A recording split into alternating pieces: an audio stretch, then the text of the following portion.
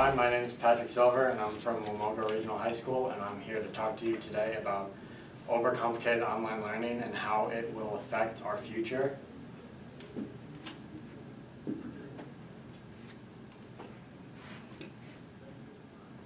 So as a kid, I had my portable CD player, and I thought it was the coolest thing ever because I was the only one on the street that had one, and really I just thought it was really interesting and neat how it worked.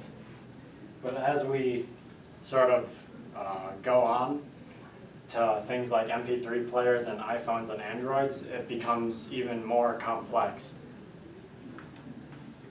And as we go into this new informational age of technology and everything's being processed into data and being put on the internet, you really need to focus on how people get jobs like computer engineering and graphic design and all that.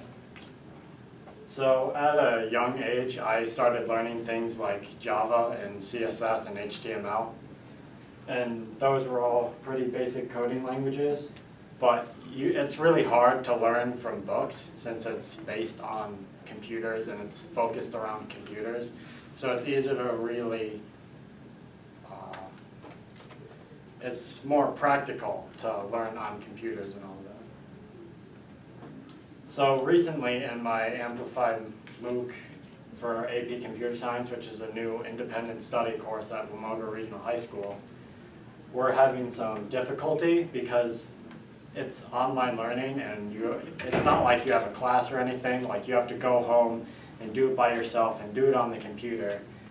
But there's no teacher to like guide you and help you along the way.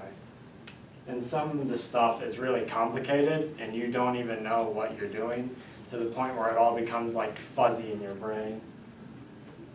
And when you try and go to a forum, like a website, which has sort of threads so people can help each other, sometimes it's hard to communicate because there's so many different people with so many different views of this coding language.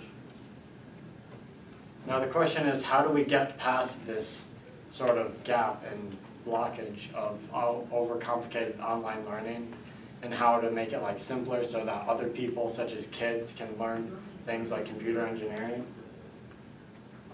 Because only 10% of schools around the world teach coding as an actual class in their school.